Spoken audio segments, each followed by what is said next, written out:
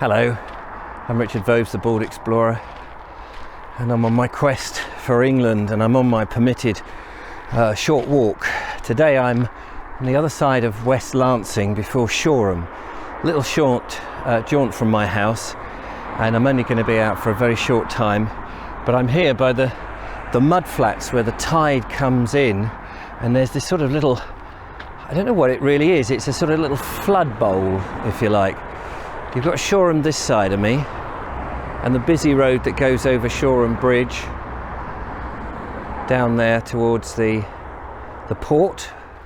But I'm going to take just a little stroll through the recreation ground, and down towards the Shoreham Airport, which is in that direction. So let's go and see what we can see for the few minutes that we're allowed out. Down here is this amazing channel, and it fills right up with water, and then there's a little path that goes through and beyond. Good morning.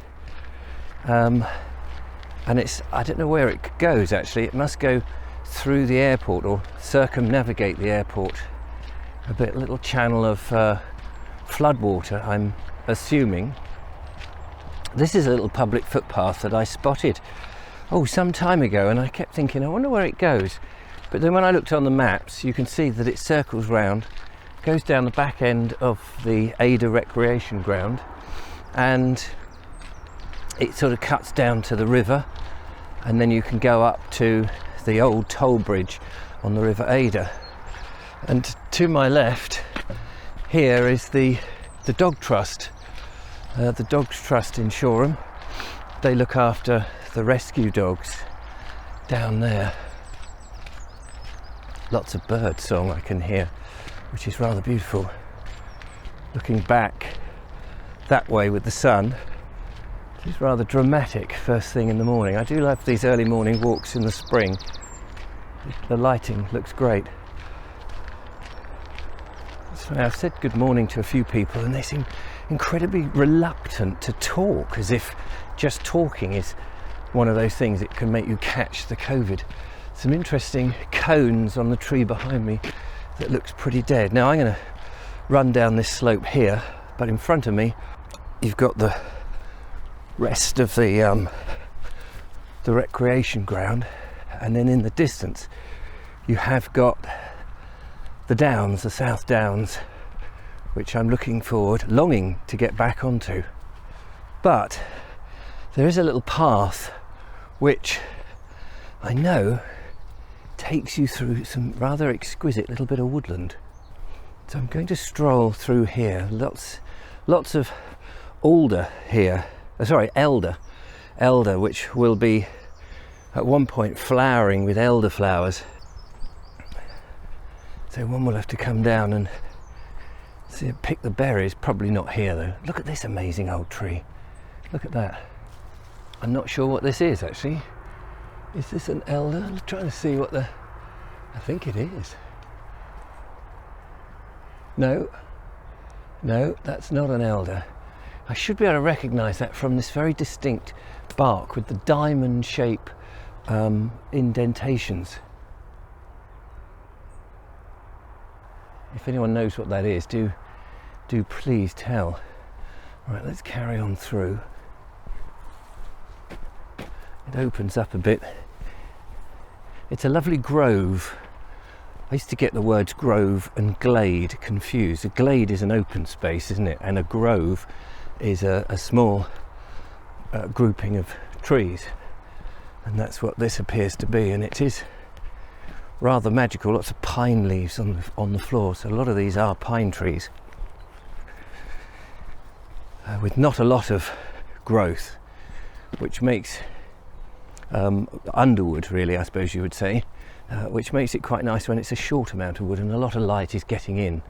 I'm not keen on those plantations of pine trees where no light gets through and there's absolutely nothing. It's not terribly enjoyable to walk through, but here with all this elder, it makes it quite different. I don't know if you can hear the train rumbling along. Let's just have a look down here. That'll be the coastal service on the train.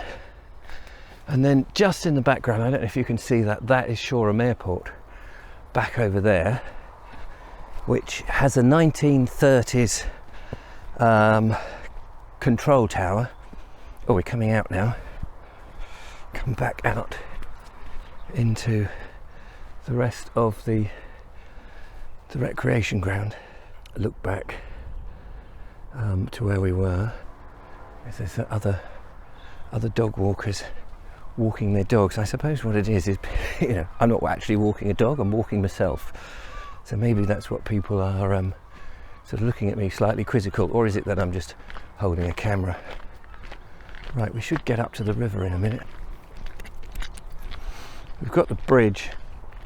That's the railway bridge that goes across the River Adur,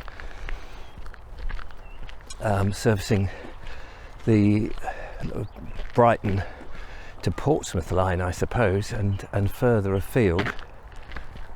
And just up there is a little area where people go to drive their remote control cars, which is quite nice. I can't really show you that, it's all fenced off, unfortunately. Still hear a little bit of the road there, which would normally be a lot louder, of course, in normal times, because this is pretty much rush hour. It's about 7:45, something like that. And here, coming up now to the river, and they've been putting in recent times flood defences, which has prevented the river from flooding these areas. It's quite a wide estuary here. There's a runner coming through, and I did a walk up here with Julia about 6 or 7 months ago, underneath here the railway bridge. It's looking very fascinating, and the mud flats, the tide is out on that side, and then on the far side, colossal amount of building work of new houses and flats. I don't know what they call them, condors, is that what they call them in America? These are sort of riverside flats, quite ugly. Now I'm not going to continue up the river, actually. I'm going to come down here to the airport, and you should be able to just walk through. Access to the airport restricted to authorised persons between 11:30 and 6 a.m. Oh well, it's after 6 a.m. and this is behind the scenes of the airport, hangar 4A.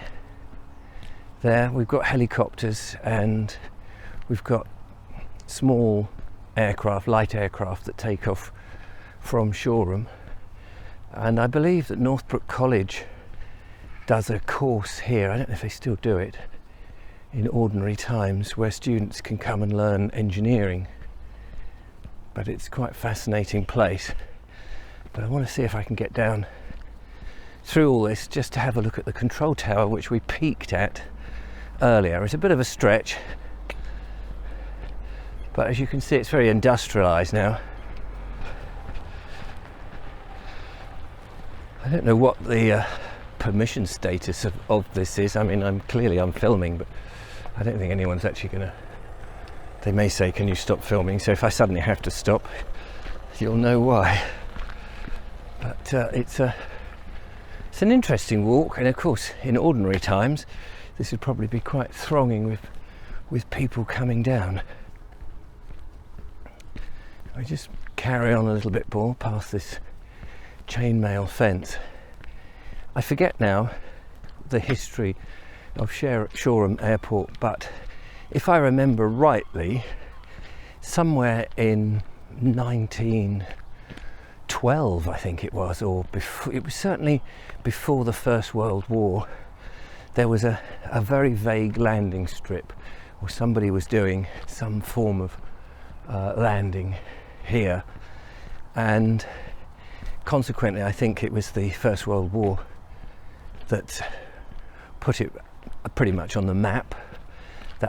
I may be talking complete waffle, but I'm sort of searching my old memory for it. I did a podcast visit to Shoreham Airport about 15, 16 years ago, and I had mugged up then on it. Oh yes, Northbrook Metropolitan College, just in this hangar on my right. Vehicle maintenance, motor vehicle maintenance. Right, here we are. We're coming up to the main entrance of the 1930s tower, which obviously went up around that time.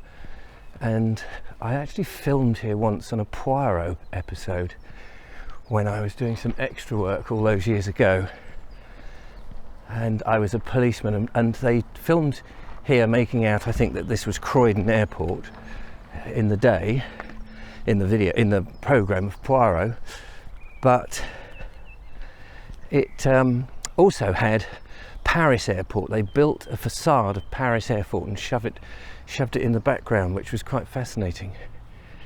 That clock says it's 9 o'clock, but that isn't accurate because it ain't 9 o'clock. And there it is. What about that? That does look very nice. It's very elegant, I think. I do quite like the Art Deco. I think that does make the place look rather swish. Hummingbird Cafe and Restaurant, it says in there. And then when I've come before, I think there was a bit of a museum in the little buildings here. This, I don't know what this is. This is an old searchlight here.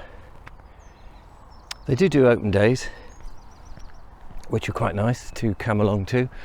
Obviously not at the moment, but it's all quite lovely. And then great big propeller. Let's just have a quick look at this propeller over here, which should tell us some info. Well, it's a war memorial dedicated to the British Commonwealth and Allied servicemen and women who gave their lives. And here we see the big propeller. A B-66 Marine Marauder bomber came down in the English Channel in June 1944. Well, there you go.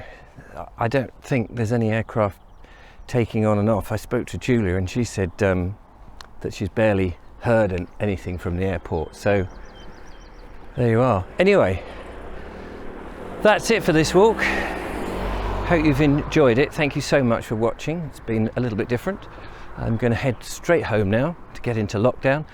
Thank you for watching. Don't forget to follow, like, subscribe, become a patron, support what I do. People like you do support this channel, so do help me make more videos, and I'll try and keep them coming every day. Till next time, thanks for watching.